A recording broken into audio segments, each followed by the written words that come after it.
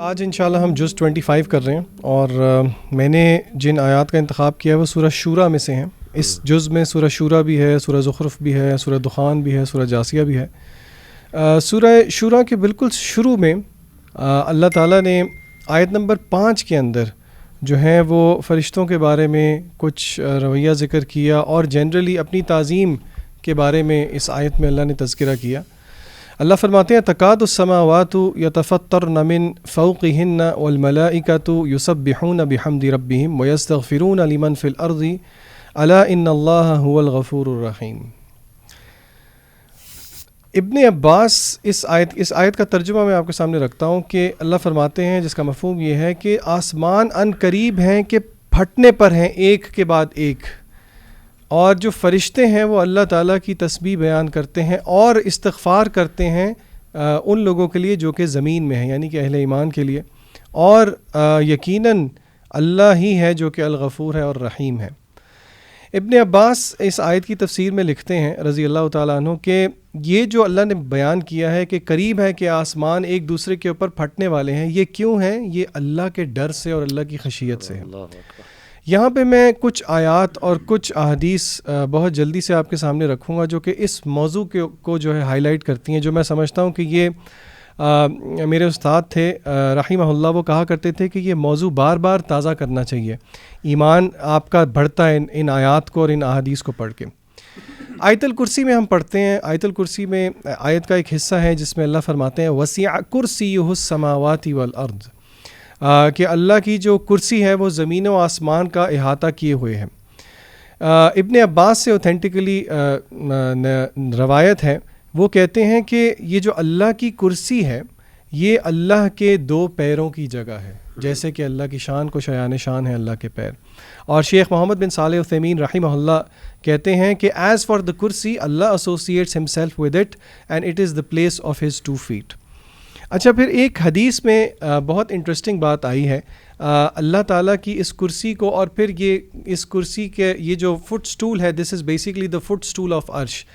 کچھ احادیث میں رسول اللہ صلی اللہ علیہ وسلم نے ان کے سائز کا ہمیں کمپیریزن دیا, جس سے اللہ کی کبریائی کا بھی ہمیں پتہ لگتا ہے. رسول اللہ صلی اللہ علیہ وسلم نے فرمایا کہ 7 آسمان اور اللہ کی کرسی ان کمپیریزن ٹو دا 7 آسمان کرسی کے ساتھ, یعنی کہ کمپیریزن ہو رہا ہے 7 آسمانوں کا اور اللہ کی کرسی کا جو کہ فٹ ریسٹ ہے اللہ رب العزت کا. اس کا کمپیریزن رسول اللہ صلی اللہ علیہ وسلم نے ایسے دیا جیسے کہ کوئی اپنی ایک انگوٹھی یا چھلا نکال کے صحرا کے اندر پھینک دے. تو ان دونوں کی جو ریشو ہے وہ ریشو ہے 7 آسمانوں کی اور اللہ رب العزت کی کرسی کی. اور پھر اسی طرح یعنی ہر آسمان جو ہے وہ دوسرے سے اتنا بڑا ہے نہیں, 7 آسمان اور اللہ رب العزت کی کرسی کا جو موازنہ ہے وہ ایسے ہے جیسے کسی نے اپنی رنگ اٹھا کے ایک صحرا میں پھینک دی ہو. پھر اسی طرح the superiority of the throne in relation to the کرسی, اللہ کا عرش اگر اللہ کی کرسی کے ساتھ کمپیئر کیا جائے تو اس کی بھی مثال رسول اللہ صلی اللہ علیہ وسلم نے یہی دی جیسے کہ ایک رنگ کو اٹھا کے پھینک دیا جائے ایک صحرا کے اندر. ایک اور روایت میں آتا ہے رسول اللہ صلی اللہ علیہ وسلم نے فرمایا کہ مجھے اجازت دی گئی ہے کہ میں اللہ کے جو برگزیدہ فرشتے ہیں ان کے بارے میں بتاؤں, خاص طور پہ جنہوں نے اللہ کے عرش کو تھاما ہوا ہے. آپ صلی اللہ علیہ وسلم کہتے ہیں کہ اس فرشتے کے کان سے لے کے اس کے کندھے تک, اب فرشتے کا کان کیسا ہے, اس کا کندھا کیسا ہے, یہ غیبی امور ہیں, یہ اللہ ہی بہتر جانتے ہیں.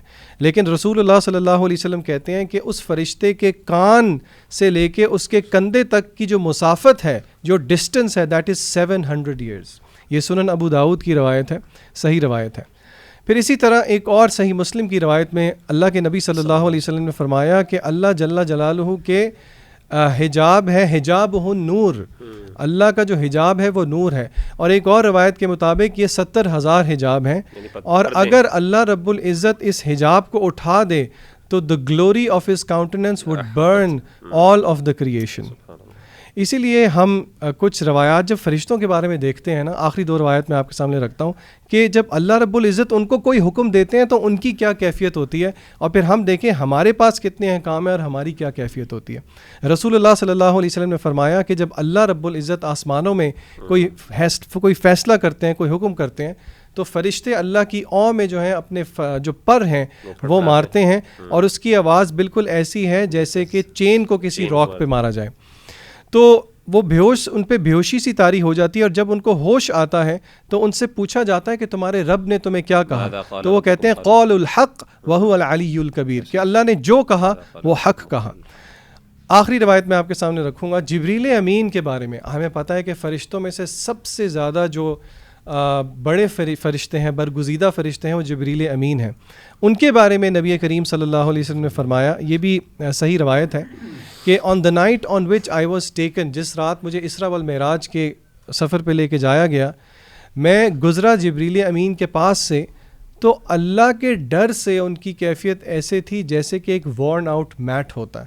گھر کے باہر جو آپ دیکھتے ہیں نا ویلکم میٹ ہوتا ہے، پیر رکھ کے اس کی حالت جو ہے وہ بالکل گھسی ہوئی ہوتی ہے. تو آپ صلی اللہ علیہ وسلم نے فرمایا کہ جبریل امین کی حالت یہ ہے. اسی لیے اللہ نے گلہ کیا وما قدر اللہ حق قدرہ والارض جمیعا قبضتہ یوم القیامہ. تو اللہ سے دعا ہے اللہ ہمیں حقیقی معنوں میں اپنی عظمت کو جو ہے نا اپنے دلوں میں بٹھانے کی توفیق دے. آمین.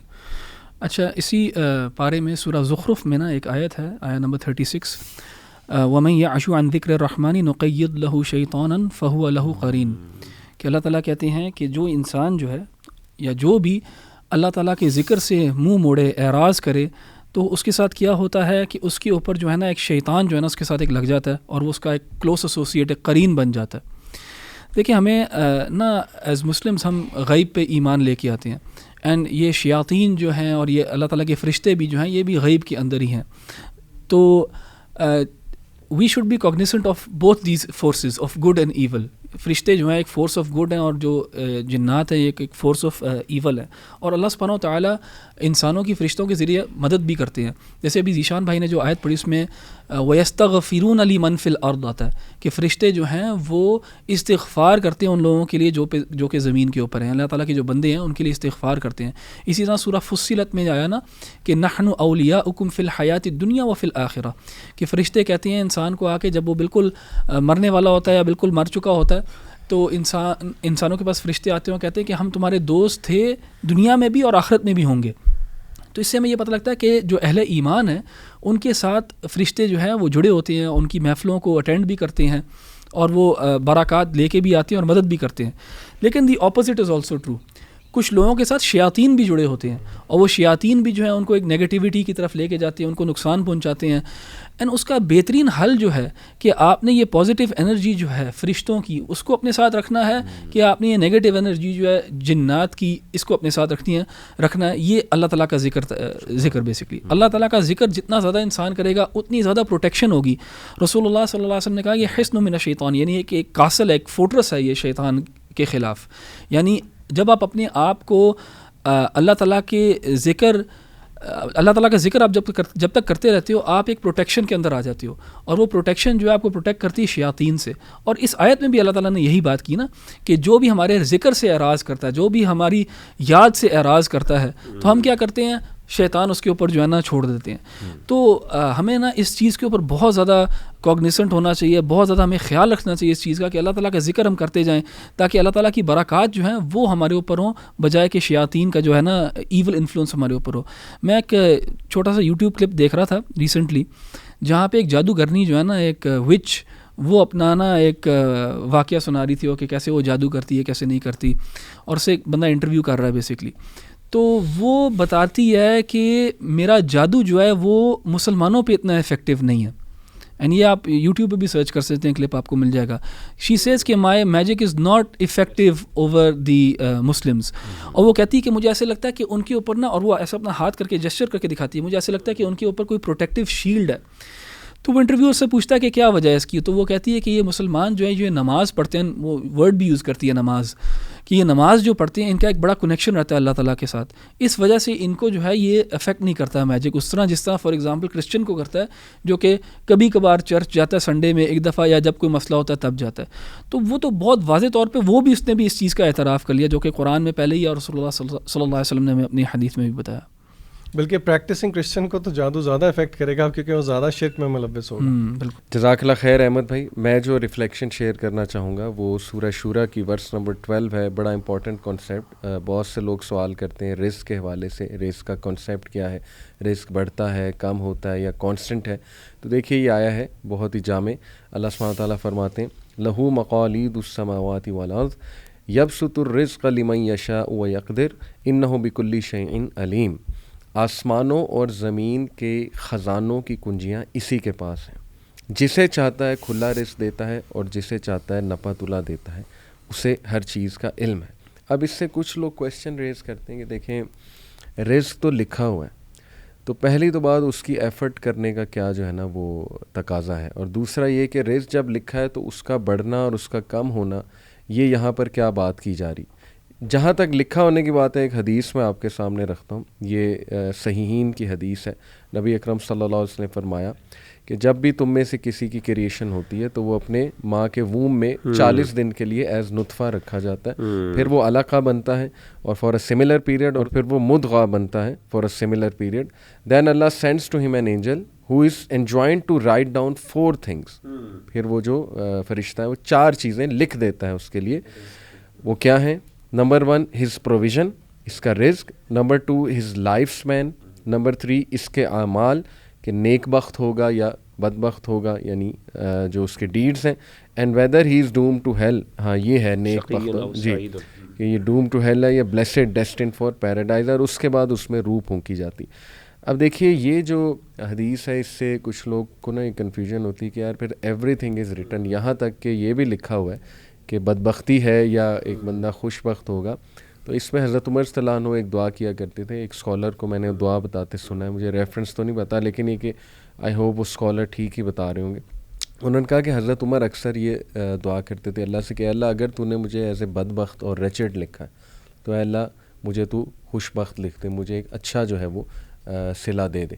تو اس سے ثابت ہوتا ہے کہ یس تھنگز آر ریٹن, لیکن اللہ سبحانہ و تعالیٰ نے انسان کو دعا کی ایبیلٹی بھی دی ہے, اور ایکشنز جو ہے وہ انسان خود ہی کر رہا ہوتا ہے.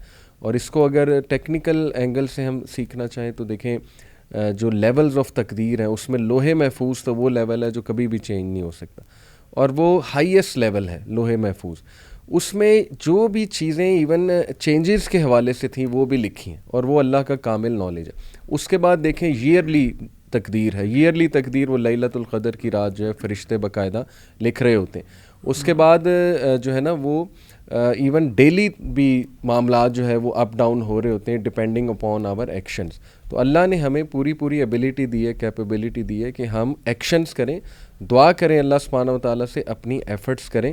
تو رزق جو ہے یہ بڑھتا بھی ہے گھٹتا بھی ہے. بڑھتا ہے کچھ اعمال سے جیسے کہ صلہ رحمی ہے, اس کے بارے میں آتا ہے کہ تم اگر چاہتے ہو تمہارا رزق اللہ ایکسٹینڈ کرے تو صلہ رحمی کرو, اور ماں باپ کے ساتھ نیک سلوک کرو. ایک اور حدیث میں جو ہے وہ یہ آتا ہے. پھر یہ کہ وضو کی حالت میں رہنا, اور بے شمار جو ہے وہ اس پہ اسکالرز نے بات کی. اور گھٹتا مینلی تو گناہ, جو گناہ کے اعمال ہیں ان سے رزق گھٹتا ہے. تو میں اس کو ایسے سمجھاؤں, آپ بھی کائنڈلی کومنٹ آپ میں سے کوئی کیجیے گا کہ دیکھیے اوور آل تو رزق لکھا ہوا ہے, سیٹ ہے, لیکن ڈپینڈنگ اپون دی ایکشنز وہ کبھی زیادہ ہو رہا ہے کبھی کم ہو رہا ہے مقدار میں, ایک مقدار میں. جیسے اسی سورہ کی ورس جو 27 ہے نا, اس میں اللہ تعالیٰ کہتے ہیں کہ اگر اللہ ایکسٹینڈ کر دیتا ایکسیسولی رزق اپنے بندوں کا تو وہ ظلم کرتے, وہ ٹیرنی کرتے through out the earth, but he sends it down in an amount which he whales. تو یہ اللہ کی مرضی ہے کہ وہ کس مقدار میں بھیجتا ہے, ڈپینڈنگ اپون کہ اس نے لوگوں کو کیا سکھانا ہے. تو بس ہمیں اللہ سے پاکیزہ رزق کی دعا کرنی چاہیے, اور وہ اعمال کرنے چاہیے جو رزق کو بڑھائیں. That should be our job.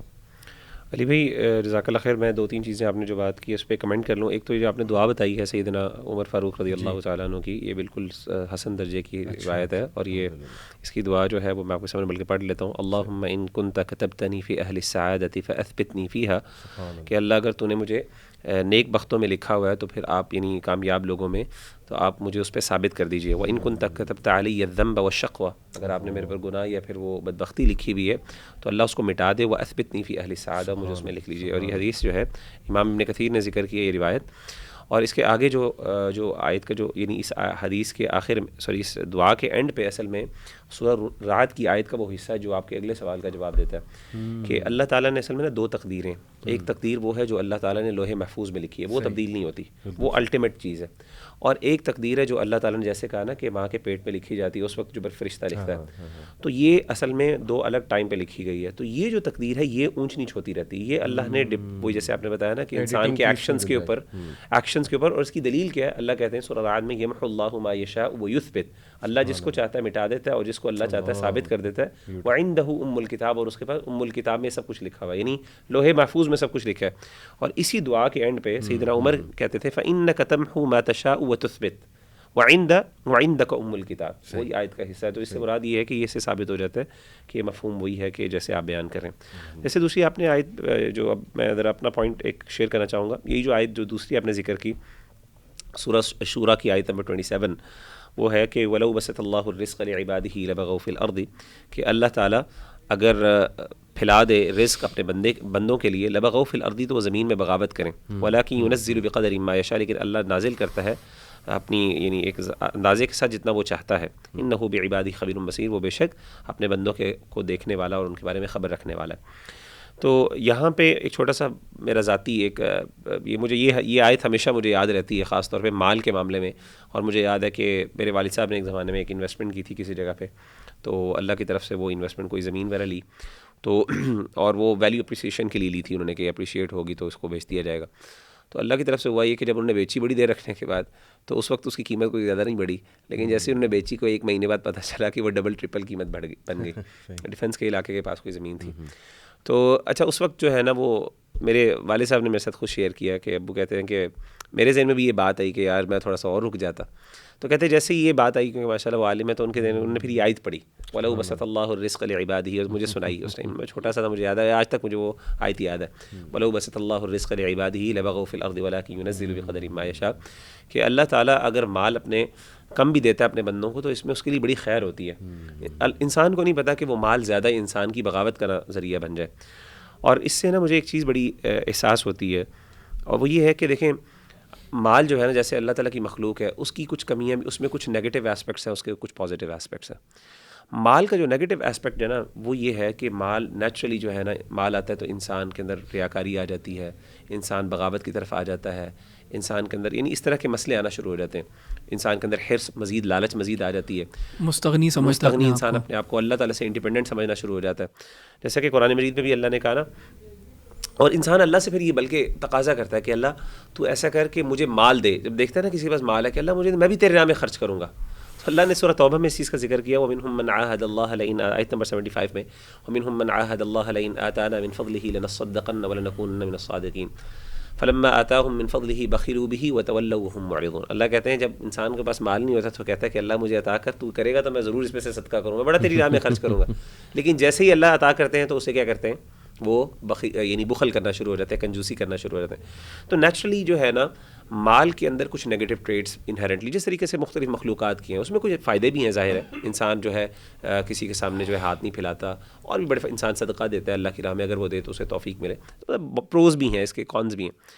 اب سوال یہ ہے کہ انسان اللہ سے مال مانگے، خیر ہے، مانگنی بھی چاہیے انسان کو. تو کیا ذریعہ ہے جس کے ذریعے انسان اس کے نیگیٹو اسپیکٹ سے جو ہے نا، خاص طور پہ لالچ اور حرص انسان کی بہت بڑھ جاتی ہے. میں نے دیکھا جتنے لوگ اللہ معاف کرے جتنا ان کے پاس پیسہ زیادہ ہوتا ہے نا، ان کے دل اتنے ہی چھوٹے ہوتے ہیں. اور نیچرلی حدیث سے بھی ثابت ہوتا ہے کہ اگر انسان کو جو ہے نا وہ 2 وادی مل جائیں تو وہ تیسری بھی وادی کہے گا سونے کی، اور اس کا پیٹ صرف مٹی بھر سکتی ہے. تو یہ حرص جو ہے، میں نے دیکھا جو بیچارے کم درجے کے لوگ یعنی غریب طبقے کے لوگ ہوتے ہیں، تو عام طور پہ وہ ان کا دل زیادہ کھلا ہوتا ہے، وہ معاملے کے بارے میں اتنے پیسوں کے بارے میں اتنا احساس نہیں ہوتے. امیر لوگ اپنے اوپر پیسہ بہت اڑاتے ہیں، لیکن دوسروں پہ خرچ کرنے کے لیے وہ 1-1 روپیہ گنتے ہیں، اللہ معاف کرے. تو میں سمجھتا ہوں کہ سب سے بہترین ذریعہ کہ مال اللہ سے مانگیں، لیکن کوشش کریں اپنے آپ کو اس کی یہ جو نیگیٹو چیزیں ان سے بچایا جا سکتے ہیں. اور وہ تب بچا جا سکتا ہے کہ جب انسان اس کے اندر سے صدقات دے اور زکوٰۃ دے، جب انسان اللہ کی راہ میں خرچ کرے. اور اس کی دلیل سورہ توبہ کی آیت نمبر 103 ہے. اللہ تعالیٰ نبی صلی اللہ علیہ وسلم کو فرماتے ہیں خذ من اموالہم صدقۃ تطہرہم بہا وتزکیہم وصلی علیہم ان صلاتک سکن لہم، کہ آپ ان سے صدقات لیجیے اور ان کے اس صدقات لینے سے ان کے مالوں کو پاک کریں. کس چیز سے پاک کریں؟ وہی جو نیگیٹو اسپیکٹس ہیں وہ گندگی ہیں جس کی وجہ سے مال جو ہے انسان کے لیے فتنے کا باعث بن جاتا ہے, انسان کے لیے آزمائش بن جاتا ہے. تو آپ یہ صدقات اور زکوٰۃ لینے سے ان مالوں کو صاف کر لیں. تو جو انسان یہ کرتا ہے تو پھر اس کا مقام جو ہے وہ سیدنا عثمان غنی کے ساتھ ہوگا, سیدنا عبد الرحمن بن عوف رضی اللہ تعالیٰ عنہ سے ہوگا. تو میں سمجھتا ہوں کہ اس چیز کو ہمیں اپنے ذہن میں رکھنا چاہیے. یہ آیت اس طرح کی ہے کہ مزے کی بات ہے, میں نے بھی یہی آیت سلیکٹ کی ہوئی تھی, لیکن میں تھوڑا سا ایک مختلف زاویہ دوں گا اس آیت کو لے کے. پہلی بات تو یہ ہے کہ رزق میں یہ ہم سب کو پتہ ہے کہ صرف مال شامل نہیں ہے, رزق صرف محدود نہیں ہے مال تک. اور جیسے کہ مغیرہ آپ نے کہا کہ انہیرنٹ ایک انٹرنسک ٹینڈنسی ہے مال کے اندر کرپٹ ہونے کی, اسی لیے آج کل کے دور میں خاص طور پہ آئی ایم شیور کہ لوگ ایگری کریں گے جب ہم ایسے یوٹیوبرز دیکھتے ہیں جن کی ویڈیوز پہ ملین ویوز ہیں اور ہم دیکھتے ہیں کہ ان کی ارننگ اس سے ہے اور ان کا لیوش لائف سٹائل ہے اور وہی وہ دکھا رہے ہیں, تو ایک ہرس پیدا ہو جاتی ہے.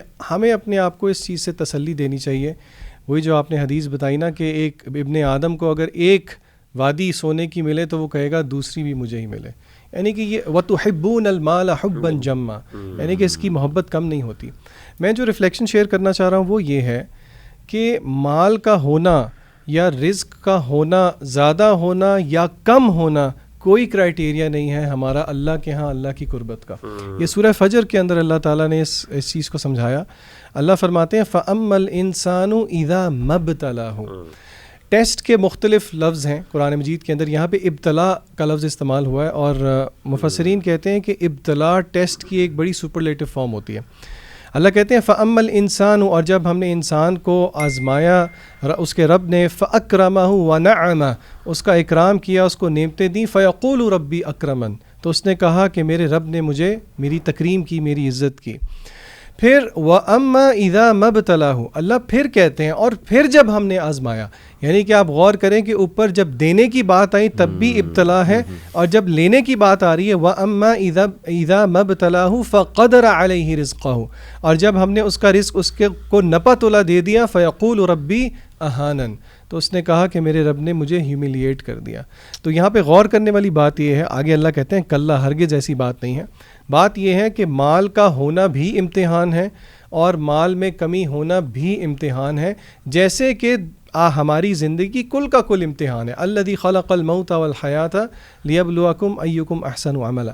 تو ہر وقت جو ہے وہ اللہ سے رزق مانگنا کوئی بری بات نہیں ہے, لیکن جو دین نے فلسفہ دیا نا کہ جسے اردو میں کہتے ہیں نا کہ جتنی چادر ہو اتنے ہی پیر پھیلائیں, تو انسان نفسیاتی طور پہ اور ہر طور پہ جو ہے وہ بڑی تسلی میں رہتا ہے. آپ ان لوگوں کو مت دیکھیں جو آپ سے اوپر ہیں, بلکہ ان لوگوں کو دیکھیں جو آپ سے نیچے ہیں, تو پھر انشاءاللہ یہ حرص پیدا نہیں ہوگی, اور اس حرص کو اپنی نفس سے کریت کے دور کرنے کی بہت ضرورت ہے. اچھا, یہ اللہ سبحانہ و تعالیٰ کی جو آیات ہیں نا ان کی 3 اقسام کی ہیں کچھ علماء نے, اور میں یہاں پہ 2-3 آیات شیئر کروں گا جہاں پہ یہ تینوں اقسام جو ہے مینشنڈ ہیں.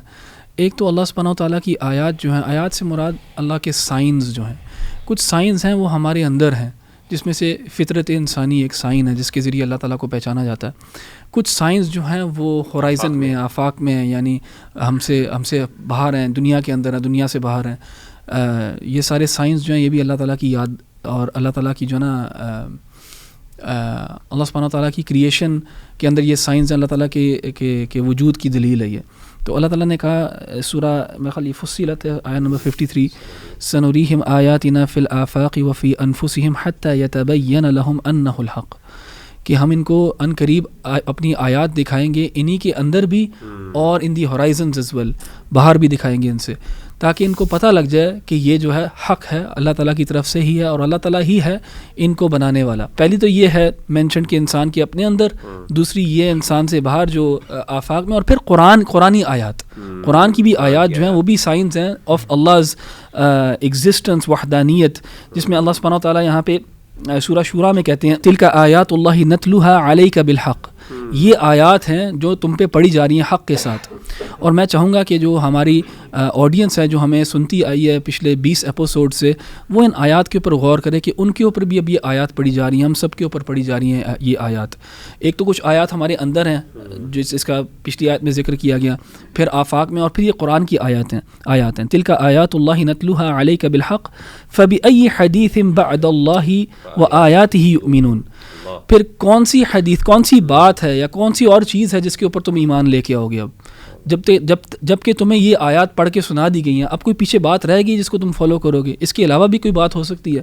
تو ہمارے اندر نشانیاں ہیں، ہمارے باہر نشانیاں ہیں، اور پھر ہم ان نشانیوں کو پڑھ بھی رہے ہیں، اور اس کے بعد جو ہے خطرناک آیات ہیں، وَيْلٌ لِّكُلِّ أَفَّاكٍ أَثِيمٍ۔ اللہ تعالیٰ کہتے ہیں کہ بربادی ہو کس کے لیے؟ ہر جھوٹے گناہ گار کے لیے۔ يَسْمَعُ آیات اللہ تُتْلَى عَلَيْهِ، وہ سنتا ہے آیات جو اس کے اوپر پڑھی جاتی ہیں، ثم يُصِرُّ مُسْتَكْبِرًا، اور پھر وہ کنٹینیو کرتا ہے اپنے استکبار کے اندر، اپنی ایروگنس کے اندر، كَأَن لَّمْ يَسْمَعْهَا، جیسے کہ اس نے سنا ہی نہ ہو، فَبَشِّرْهُ بِعَذَابٍ أَلِيمٍ، تو اس کو بشارت دے دو، اس کو گلیڈ ٹائیڈنگز دے دو، گڈ نیوز دے دو، کس چیز کی؟ دردناک عذاب کی۔ تو یہ ہمارے لیے ایک لیسن ہے کہ ہم نا ان آیات کے اوپر غور کریں، جو ہمارے اندر کی آیات ہیں، جو ہمیں باہر آیات نظر آتی ہیں، اور جو آیات ہم پڑھ رہے ہیں قرآن کی آیات، اور کہ ان کو سنیں اور سن کے ریفلیکٹ کریں اور پھر ایمان لے کے آئیں۔ احمد بھائی، اس میں بڑا ایک امپورٹنٹ پوائنٹ میرے ذہن میں آ رہا تھا کہ دیکھیں اکثر نا ہم سلیکٹیو قرآن پڑھتے ہیں، جو ہمارے انٹرسٹ کی بات ہے ہم وہ ڈھونڈ رہے ہوتے ہیں، یا کوئی فیسینیٹنگ چیز ڈھونڈ رہے ہوتے ہیں، جبکہ قرآن میں وارننگز بھی ہیں، قرآن میں جھنجھوڑا بھی گیا ہے۔ آئی تھنک کہ قرآن کو مکمل جو ہے نا وہ لینا چاہیے اپنے اوپر۔ جی بالکل، جزاک اللہ۔ میں چونکہ دیکھیں 25واں پارہ کر رہے ہیں ہم، اور ڈیفینیٹلی یہ وہ راتیں ہیں جس میں لیلۃ القدر کی رات جو ہے اٹ کین فال، تو اس حوالے سے میں سورہ دخان کی آیات آپ کے سامنے رکھنا چاہوں گا، اور اس میں وہ رزق کا بھی کانسیپٹ آ رہا ہے جو ماشاءاللہ ذیشان آپ نے اور مغیرہ نے بڑی ڈیٹیل میں بتایا۔ اللہ کہتے ہیں انا انزلناہ فی لیلۃ مبارکہ انا کنا منذرین، کہ ہم نے اسے ایک بڑی ہی خیر و برکت والی رات میں نازل کیا ہے، کیونکہ ہم لوگوں کو متنبع کرنے کا ارادہ رکھتے تھے۔ فیہا یفرق کل امر حکیم، یہ وہ رات تھی جس میں ہر معاملے کا حکیمانہ فیصلہ کیا جاتا ہے۔ امرن من عندنا، ہمارے حکم سے صادر کیا جاتا ہے۔ انا کنا مرسلین، اور ہم ایک رسول بھیجنے والے تھے۔ تو لیلۃ القدر کی جو اسپیشلٹی ہے انشاءاللہ وہ میں کوئکلی رکھنا چاہوں گا آڈینس کے سامنے، لیکن اس سے پہلے یہ جو ہے ورس نمبر 4، اس کی تفسیر ابن کثیر کے حوالے سے میں جو ہے نا وہ رکھنا چاہوں گا کہ اس سے مراد کیا ہے، کہ اس رات جو ہے وہ ہر معاملہ اللہ کی طرف سے حکیمانہ فیصلہ جو ہے وہ اللہ کے امر سے صادر کیا جاتا ہے۔ اس سے مراد کیا؟ دیکھیں جیسے آپ نے بتایا کہ لوح محفوظ تو وہ ہائیسٹ لیول ہے تقدیر کا، it can not be change. تو مفسرین کہتے ہیں اس سے مراد یہ کہ لوح محفوظ سے انسٹرکشنز اینجلز کو دی جاتی ہیں کہ اب یہ کرو، اور اٹ ڈپینڈز اپون کہ وہ بندہ کیا اعمال کر رہا ہے اس رات، یعنی وہ اس کے اعمال پہ ہی ڈپینڈنٹ ہے۔ جیسے ابن عباس نے کہا نا کہ ایک شخص جو ہے وہ کھیتوں میں کام کر رہا ہوتا ہے اور اسے نہیں پتہ ہوتا کہ اس سال اس کی موت لکھی ہوتی، یعنی ہر سال کے مطابق جو ہے وہ چیزیں چینج ہوتی ہیں، لیکن وہ چیزوں کا چینج ہونا لوح محفوظ میں آلریڈی جو ہے وہ درج ہے۔ بہرحال یہ تو بہت آپ نے ماشاءاللہ اس میں ڈیٹیل ڈسکشن کی ہے۔ میں لیلۃ القدر کی رات کے حوالے سے ایک تو جنرلی رات کو اٹھنا کتنا بابرکت ہے، اور سوچیں کہ لیلۃ القدر کی رات کو اٹھنا پھر اس کا کیا لیول ہوگا۔ صرف رات کے اٹھنے کے لیول کو ہم اندازہ لگا لیں کہ نبی اکرم صلی اللہ علیہ وسلم، حضرت عائشہ کہتی ہیں ایک دن ایک رات اٹھے اور کہا سبحان اللہ، what tribulations have come down tonight, what treasures has come down tonight, who will wake up the dwellers of the apartments, there may be women who are clothed in this world and naked in the hereafter۔ صحیح بخاری کی حدیث۔ یعنی یہ تو ویسے ہی اتنی بابرکت چیز ہے کہ انسان رات کو اٹھے قیام کرے، تو امیجن کہ وہ رات جو 1000 months کے برابر ہے، اس رات کو اٹھ کے کرنا وہ اس کی کیا ہی شان ہوگی۔ الحمدللہ، تو اللہ ہم سب کو لیلۃ القدر جو ہے وہ عطا فرمائے۔ اور لیلۃ القدر کے چند انشاءاللہ میں کوئکلی بینیفٹس لوگوں کے سامنے رکھنا چاہوں گا فار موٹیویشن پرپز۔ سب سے پہلی بات، یہ وہ رات ہے جس رات قرآن مجید نازل ہوا، یعنی بہت عزتوں والی جو ہے وہ رات ہے اللہ کی طرف سے۔ پھر یہ کہ یہ 1000 مہینوں سے بہتر ہے۔ پھر یہ کہ اللہ سبحانہ تعالیٰ نے اس کو مبارک کہا ہے سورہ دخان کی روشنی میں، اور مبارک کی وجہ، اچھا اس پہ ایک انٹرسٹنگ میں اوپینین آپ کو بتاتا ہوں، یہ ہمارے اسلاف کا اوپینین ہے۔ الخلیل ابن احمد کہتے ہیں کہ اٹ واز کالڈ لیلۃ القدر because the earth is constructed by the great numbers of angels on that night, and قدر مینس کنسٹرکشن۔ انہوں نے کہا کہ اس میں اتنے اینجلز تعداد میں نازل ہوتے ہیں، اور سب سے بڑی بات حضرت جبرائیل علیہ السلام روح وہ نازل ہوتے ہیں۔ سلام، یہ پیس ہے، آل آف دس نائٹ از پیس۔ اس رات کو اللہ جہنم سے چھٹکارا دیتا ہے لوگوں کو، اور اللہ اپنا خاص کرم کرتا ہے لوگوں کے اوپر۔ اور پھر جو ہے اس میں کہ اللہ تمام گناہ پچھلے سال کے لے کے جو اگلے سال تک کے گناہ ہیں اللہ سبحانہ و تعالیٰ وہ معاف فرماتا ہے جو بھی نیک نیتی کے ساتھ اور اللہ کے لیے جو ہے اس رات کو عبادت کرتا ہے. تو الحمدللہ جی ہم بڑے لکی ہیں, اللہ تعالیٰ ہمیں اس کی توفیق دے کہ ہم لیلۃ القدر پا لیں. اچھا اخوان, بس وقت ختم ہو گیا. میں انشاءاللہ ایک چھوٹی سی ریفلیکشن شیئر کرنا چاہتا ہوں آیت نمبر 40 سے, لیکن اس سے پہلے ایک چھوٹی سی بات یہ ہے کہ جب بھی انسان پر کوئی زیادتی ہوتی ہے تو ڈیفینیٹلی 4 رویے سامنے آتے ہیں, یعنی 4 رسپانسز پاسبل ہوتے ہیں. ایک ہوتا ہے ظاہر ہے کہ ایک بندہ جو ہے اس کو معاف کر دے, ایک ہوتا ہے بندہ بدلہ لے لے, تیسرا ہوتا ہے کہ انسان اس سے بڑھ کر زیادتی کرے جس طریقے سے عام طور پہ ہوتا ہے, اور چوتھی چیز یہ ہے کہ انسان جو ہے اس کے ساتھ نیکی کرے, کوئی احسان کر دے, یعنی اس سے زیادتی کی لیکن آن the return on the country انسان اس کے ساتھ احسان کرے. تو یہ ایک آیت نمبر 40 ہے سورہ شورا کی. اللہ تعالیٰ فرماتے ہیں وَجَزَاءُ سَیِّئَةٍ سَیِّئَةٌ مِثْلُهَا, کہ برائی کا جو بدلہ ہے وہ برائی ہے, یعنی اس کے برابر. فمن عفا, جس نے معاف کر دیا, وَأَصْلَحَ, اور اصلاح کر دی, فَأَجْرُهُ عَلَى اللَّهِ, اس کا اجر اللہ پر ہے, إِنَّهُ لَا يُحِبُّ الظَّالِمِينَ, اللہ تعالیٰ ظالموں سے محبت نہیں کرتے. تو شیخ عبد الرحمن السعدی رحمہ اللہ جو تفسیر السعدی کے مصنف ہیں, وہ فرماتے ہیں کہ یہاں پہ اللہ تعالیٰ نے, ویسے انہوں نے 3 رسپانسز بتائے لیکن میں نے اس کو 4 میں ڈسٹریبیوٹ کر دیے. وہ کہتے ہیں کہ اس میں 3 اللہ تعالیٰ نے درجات بیان کیے ہیں. پہلا درجہ یہ ہے کہ انسان جو ہے وہ اصلاح کرے, یعنی احسان کرے. یہ ہائیسٹ درجہ کہ ایک بندے نے زیادتی کی, آپ اس کی اصلاح کریں, اس کی کریکشن کر دیں, اس کو سمجھا دیں پیار محبت سے. معافی بھی ہو گئی, معافی تو ہے ہی ہے اوبیسلی, لیکن اس کے ساتھ اصلاح کر دیں. دوسری چیز یہ ہے, وہ کہتے ہیں کہ اس سے کم درجہ ہے کہ انسان معاف کر دے لیکن ٹھیک ہے اصلاح نہ کرے. تیسری درجہ کیا ہے کہ بدلہ لے, لیکن بدلہ بھی صرف اتنا جتنا اس نے کیا, اتنی زیادتی. اس نے ایک تھپڑ مارا تو آپ بھی مار لیں, ٹھیک ہے, اس کی اجازت شریعت نے دی ہے. اور چوتھی چیز جو ہے وہ ہے ظلم, اور انہوں نے کہا انہ لا یحب الظالمین. اللہ تعالیٰ نے ان 4 چیزوں کا یہاں پہ ذکر کیا. تو سیئۃ مثلھا سے برابری, اور عفا سے ہو گیا معاف کر دینا, اصلحہ سے جو ہائیسٹ درجہ ہے کہ انسان اصلاح کر دے, اور انہ لا یحب الظالمین سے انہوں نے ثابت کیا کہ ظلم جو ہے اس کی اجازت نہیں ہے. تو یہ 4 رسپانسز اللہ تعالیٰ نے اس آیت کے اندر ماشاءاللہ کمپیکٹ کر کے بیان کر دیے. جزاک اللہ.